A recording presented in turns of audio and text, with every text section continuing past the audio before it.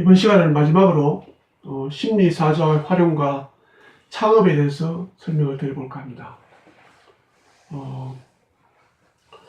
사주명리를 공부하시는 분들 중에서는 일부는 자기를 되돌아보고 수양 목적으로 공부하는 분들이 있습니다만은 대다수는 아마 노후에 창업을 해서 뭔가 노후 대책을 마련해보자 이런 분이 아마 대다수라 생각합니다.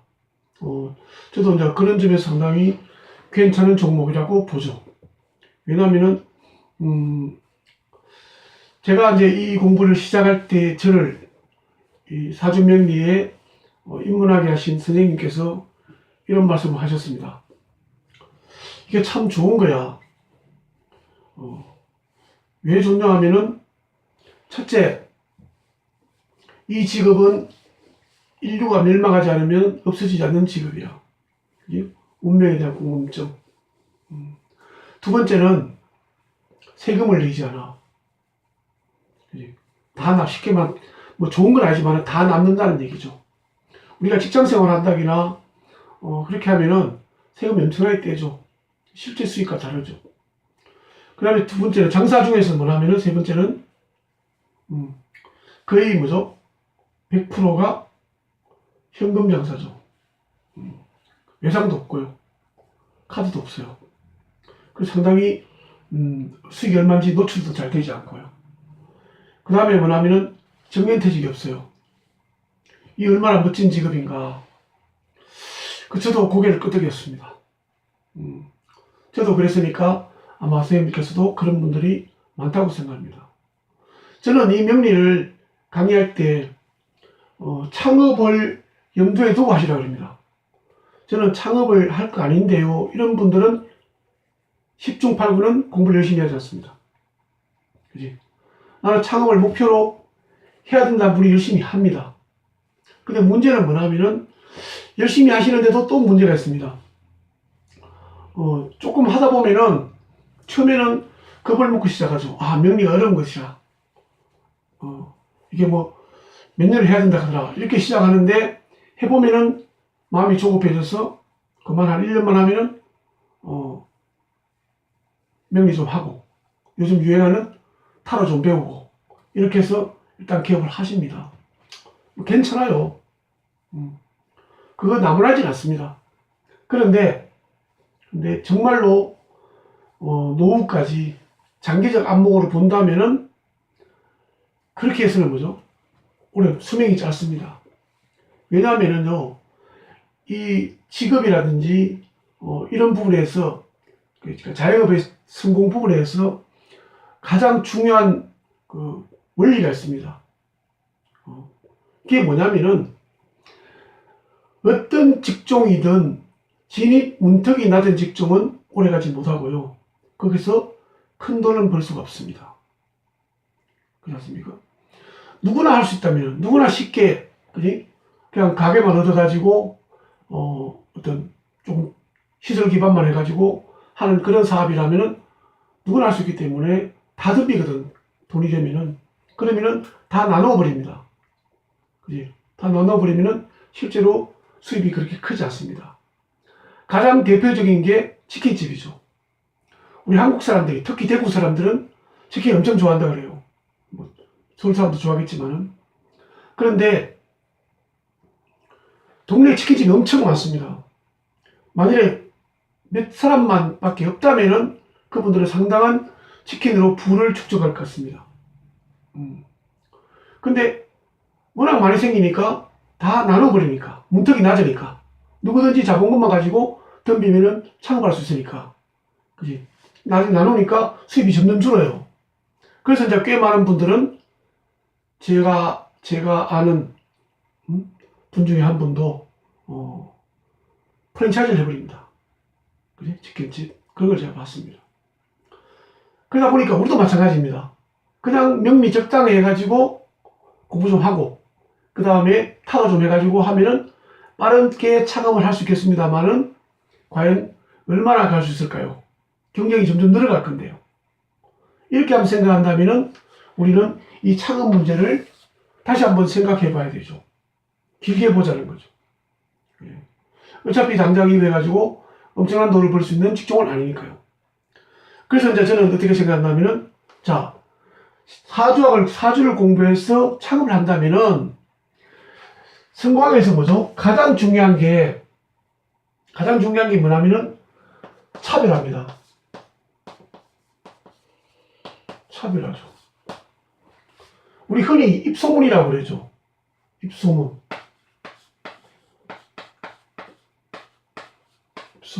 이게 가장 좋은 마케팅이죠. 요즘 신문 광고도 안 되거든요.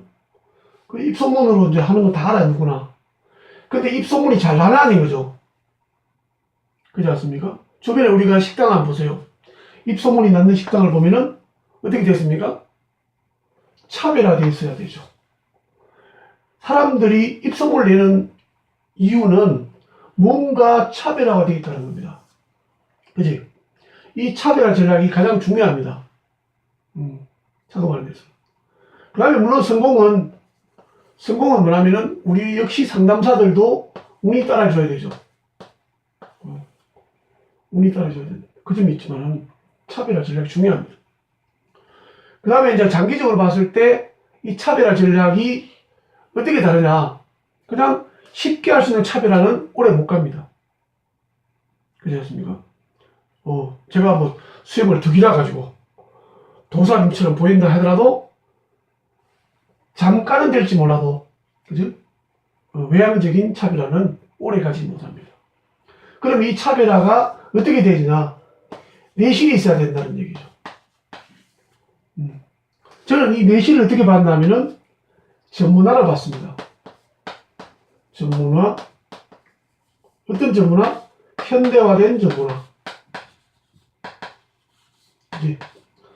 아직도 조선시대 쓰는 말을 해가지고는 젊은 사람들한테 어필이 되기 어렵습니다. 그런 전문화가 뭐냐면은 이런 거죠. 옛날에 우리나라 한의원들이 그냥 한의원이었습니다. 아, 그 집에 정말 침 잘 놓는다. 아니면 그 집에 약을 잘 짓는다. 이런 한의원들이 있죠.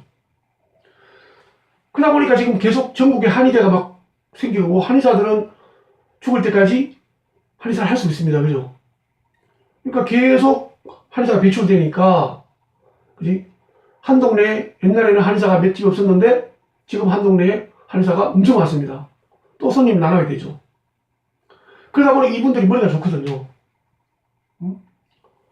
그러다 보니 어떻게 생각했습니까? 아, 이렇게 하다가는 안 되겠구나.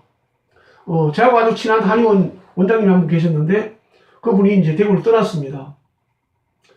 한참 잘 될 때 제가 가보니까 이런 말을 하면 제가, 아이고, 이제는 이 정도 했으면은 한방병원 만드시죠. 이러니까, 무슨 소리를 하냐고.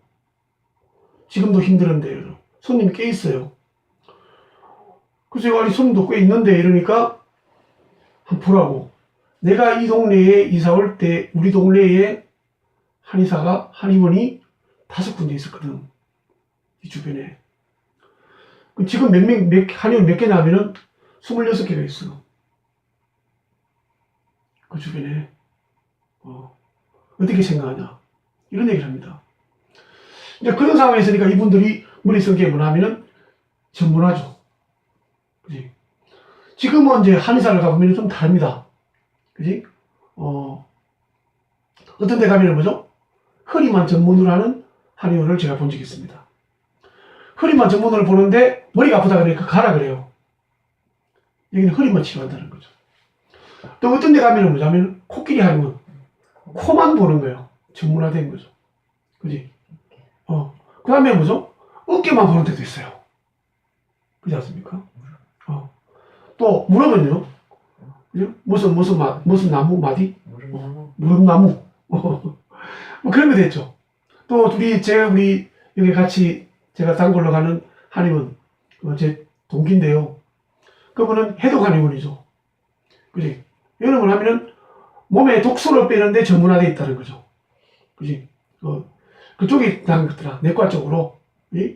모든 게 이제 이 해독, 독소만 제거하면은 상당히 모든 치료가 완화될 수 있더라. 그 아이템상 좋은 것 같아요. 그 상당히 이제 전문화되어 가고 있죠. 우리도 전문화되어야 된다 생각합니다. 그지? 뭐든지. 그러니까 운명에 대해서 모든 걸 다 갖추는 시대. 어떻습니까? 지금 동네 철학원에 가면은 사주, 관상, 풍수, 성명, 뭐, 그러다가 또 하나 더 있습니다. 무슨 뭐, 김운동갑, 뭐, 이런 거 하고 있죠. 완전히 막, 오마가 다 하는 공부의 사람이에요. 그래서 정말 저는 의문을 가집니다. 저는 근 20년 가까이를 심리사조만 가지고, 운세 분석만 가지고 계속 파왔는데도 아직도 지금 불안정한 상태입니다. 그죠? 운세 분석이. 제 딸이 좀 한다고 생각하는데도 그래서 할 게 더 많아요. 그런데 저것을 다 어떻게 저분은 마스터를 했을까? 이런 궁금증을 가지게 했거든요. 그래서 이제 저는 전문화를 시킨다. 심리사주로 전문화시키는 방법이 3가지가 있더라고요. 첫째 뭐냐면은 학생 진로는 기본이고요. 심리사주가 진로인데 기본이고 진로가 있으면 뭐냐면 학습지도법요. 이거 하는 데가 없어요. 이 엄마들이 애들 공부시킨다고 애들하고 매일 부딪혀요. 우리 집에도 그렇고요. 그게 왜냐면은 내 뱃속에서 난 내 아들인데 왜 저럴까? 저는 반대로 합니다. 당신이 나왔으니까 당신이 쟤를 이해해야 될 거 있냐? 이해를 잘 못해요, 엄마들이. 왜냐면 같지 않아요. 엄마 아빠 유전자를 물려받았는데 불구하고 성격이 상당히 다른 경우가 있어요. 그것만 아닙니까? 아들 둘이 낳았는데 큰 놈과 작은 놈이 전혀 달라. 똑같은 유전자, 엄마 아빠 유전자 똑같은데. 그러니까 엄마가 헷갈리는 거죠. 매 싸우는 거죠. 왜 그렇습니까? 자녀를 몰라서 그래요. 무조건 공부를 시키는 거예요. 그래서 걔에 맞는 학습 지도도 어떻게 얘는 공부를 시켜야 될 것인가? 학원을 어떻게 선정해야 될 것인가? 아니면 독학을 시켜야 될 것인가? 얘는 공부하라고 뭐죠? 닥달을 해야 되는지 아니면 뭐죠? 지켜봐야 되는지 잘 몰라요. 상당히 중요하죠. 이 부분이 상당히 이제 하나의 전문성을 가지게 되고요. 두 번째는 뭐냐면은 직업, 그지? 뭐 다른 것보다는 이미 직업 가지고 있는 거는 꼭 뭐 내 적성에 맞는 직업이 아니라 하죠. 먹고 살아야 되니까, 그지? 내 적성에 안 맞더라도 대기업에 가야 되고 내 적성에 안 맞더라도 공부를 해야 되고요. 그런데 문제는 직업 중에서도 자영업, 그지? 이 자영업 보면은 이제 뭐 다 그런 건 아닙니다만 동네 철학은 주로 저런 데 근데 갔다 온 분들이 많더라고요. 이게 뭐냐면은 토가 많으니까 뭐 부동산 하라는 겁니다. 그지? 이게 자영업 상담 방법은 아니라고 봅니다. 그지? 그러면 왜 그러냐면은 우리가 자영업, 그지? 특히 우리는 인생은 혹은 인생 중에서도 사업은 얼마나 그럽니까? 원칙이 기사입니다. 그지? 이런 얘기를 크게 하면서도 그냥 사람들한테 뭐냐면 너는 부동산 해라. 그지? 너는 뭐 철물 좀 해라. 그지? 너는 무슨 가구 좀 해라. 이런 얘기를 하신단 말이에요. 물장사 해라. 물장사 될까요? 안 될까요? 이런 얘기를 하거든요. 안타깝죠. 그래서 제가 이제 깨우쳐 줍니다. 사업은 뭐라고요? 사업의 성공은 운칠기사입니다. 그러면은 사실은 자영업의 종류는 그닥 중요하진 않아요. 그지 뭐냐면은 지금 사업을 할 수 있는 운칠, 때가 왔느냐는 거죠. 그래서 운을 제대로만 분석한다면은 상당히 유용한 자료죠. 저는 이까지 사실 큰 소리 치거든요. 자영업자한테. 만약에 내가 지금 된다 그랬는데 안 되면 날 찾아오더라. 내가 책임지겠다. 이제 운에 대한 확신이 있을 때죠. 이런 부분도 상당히 전문화될 수 있다고 봅니다. 자영업자에 대한 직업 선택. 세 번째는 뭐냐면은 커플 심리공학입니다. 옛날에는 중요하지 않았어요, 이게. 그냥 결혼할 때, 저 사람 내가 맞을까요? 궁합이 좋아, 안 좋아요? 이렇게 했습니다. 그래서 말띠하고 개띠는 뭐죠? 궁합이 좋아. 개띠하고 범띠는 궁합이 좋아. 이 정도였죠, 그냥. 근데 지금은 뭐냐면은 상당히 세분화되어 있습니다. 세분화되어 있죠.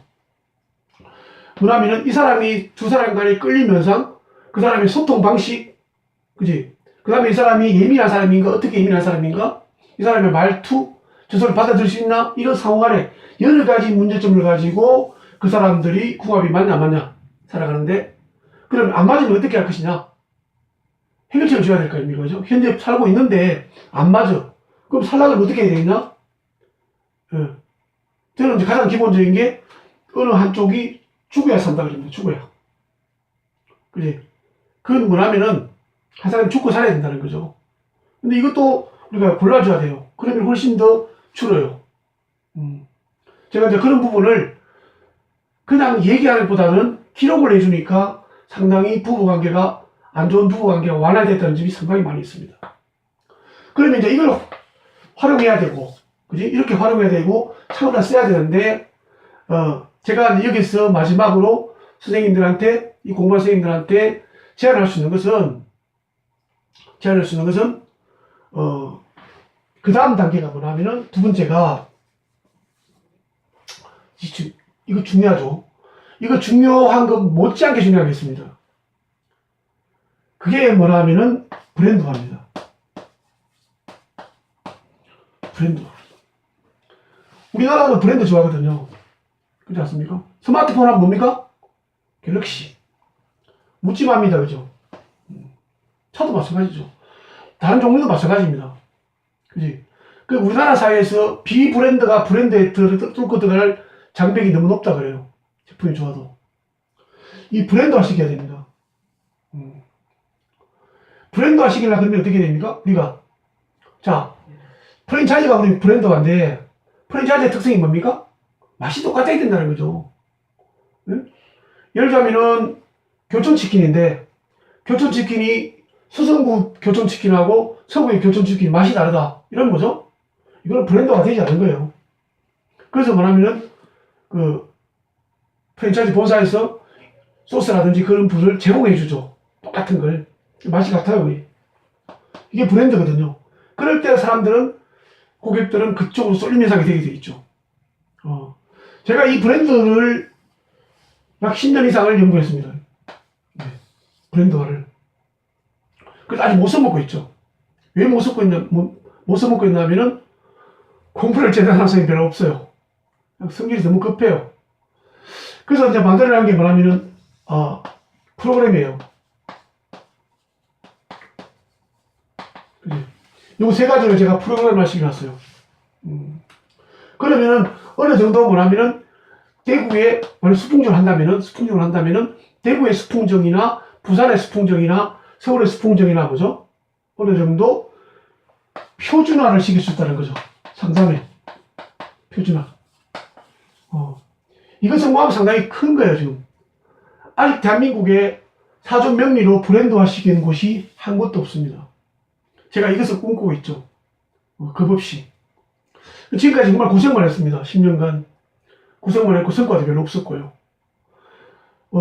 이런 거 있죠. 정말 제품은 좋은 건데, 좋은데, 정말 좋습니다. 좋은데 이걸 어떻게 설명할 방법이 없어. 우리 무슨, 광고 생각은 하죠. 남자한테 좋긴 좋은데, 설명을 못 하잖아. 그죠? 광고에서. 그 마음을 제가 느끼고 있죠. 이거 정말 제가 10년을 기울여서 만들었거든요.